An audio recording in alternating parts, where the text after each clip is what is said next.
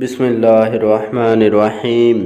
السلام علیکم ورحمۃ اللہ وبرکاتہ۔ دوستو، آج کی ویڈیو میں بیان کروں گا کہ حدیث شریف نجات کا ذریعہ ہے۔ سامعین، جو لوگ اللہ کی خوشنودی کے طالب ہیں ان کے لیے حدیث بہترین ذریعہ ہے۔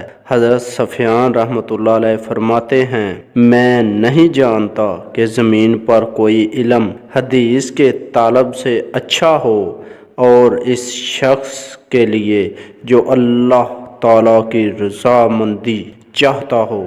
حدیث افضل ترین عبادت ہے اور تسبیح سے بہتر ہے۔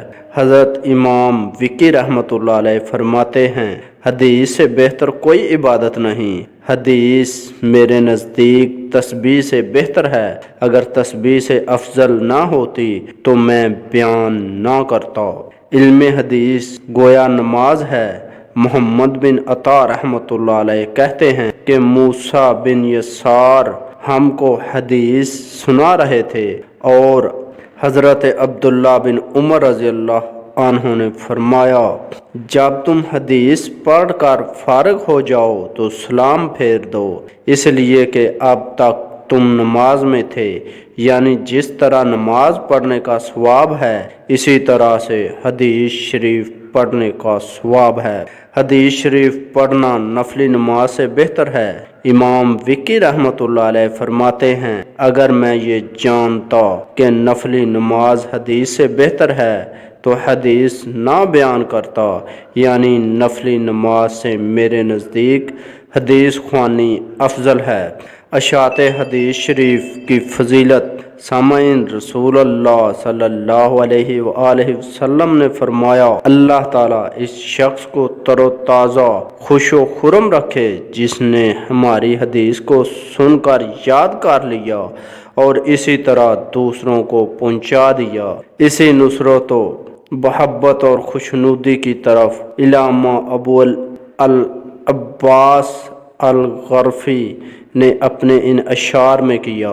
حدیث والے حق جماعت کے لوگ ہیں جنہوں نے سید الخلائق صلی اللہ علیہ وآلہ وسلم کی دعا کی کامیابی حاصل کی۔ ان کے چہرے نہایت ہی منور اور رونق دار ہیں جو بجلی کی طرح چمکتے ہیں۔ کاش کہ میں بھی حدیث والوں کے ساتھ ہوتا تو جو سبقت اور فضیلت ان کو حاصل ہے مجھے بھی حاصل ہوتی۔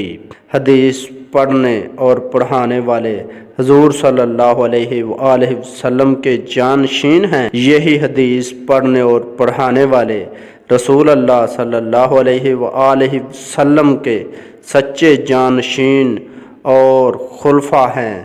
آپ صلی اللہ علیہ وآلہ وسلم نے ان کے لیے خصوصیت کے ساتھ یہ دعا فرمائی ہے۔ حضرت علی کرم اللہ وجہ فرماتے ہیں کہ ایک بار رسول اللہ صلی اللہ علیہ وآلہ وسلم ہمارے پاس تشریف لائے اور فرمانے لگے، اے اللہ، تم میرے خلفاء پر رحم فرما۔ ہم سب لوگوں نے عرض کیا، یا رسول اللہ صلی اللہ علیہ وآلہ وسلم، آپ صلی اللہ علیہ وآلہ وسلم کے خلفاء کون لوگ ہیں؟ رسول اللہ صلی اللہ علیہ وآلہ وسلم نے فرمایا، میرے خلفاء وہ لوگ ہیں جو میرے بعد آئیں گے اور میری حدیثوں اور سنتوں کو روایت کریں گے اور لوگوں کو سکھائیں گے۔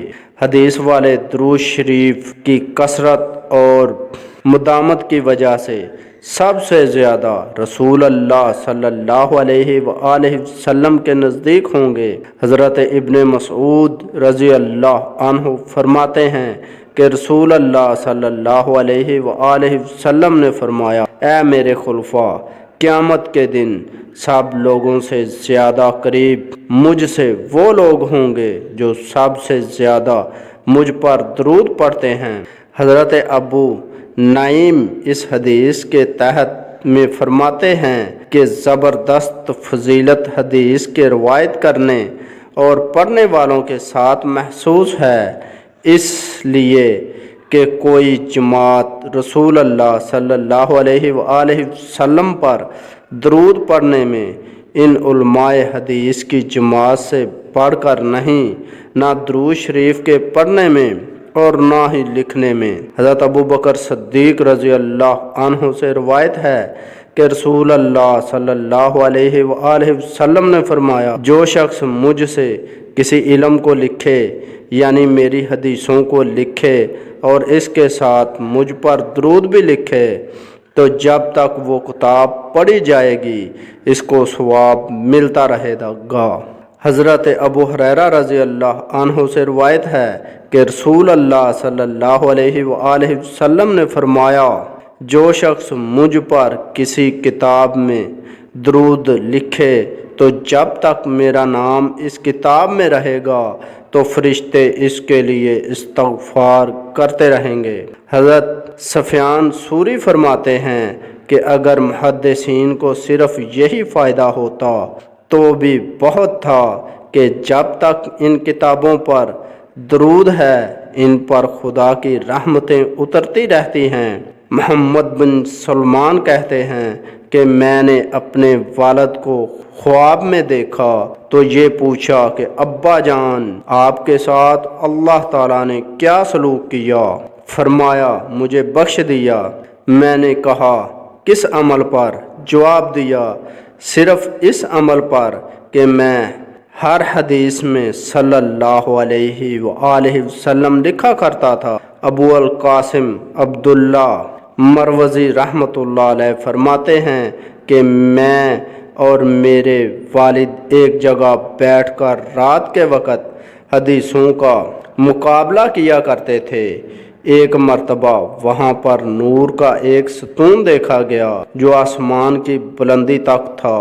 پوچھا گیا کہ یہ نور کس بنا پر ہے تو کہا گیا حدیث کے آمنے سامنے پڑھتے وقت جو ان کی زبان سے درود نکلتا ہے اس درود کی بنا پر۔ دوستو امید کرتا ہوں کہ آپ کو میری یہ ویڈیو پسند آئی ہوگی۔ اگر ویڈیو پسند آئی تو ویڈیو کو لائک کریں، اپنے دوستوں کے ساتھ شیئر کریں اور ایسی اچھی ویڈیو دیکھنے کے لیے ہمارا چینل مہربان وائس ٹی وی سبسکرائب کریں اور اپنے بھائی اشفاق احمد کو اجازت دیجیے۔ اگلی ویڈیو تک کے لیے اللہ حافظ۔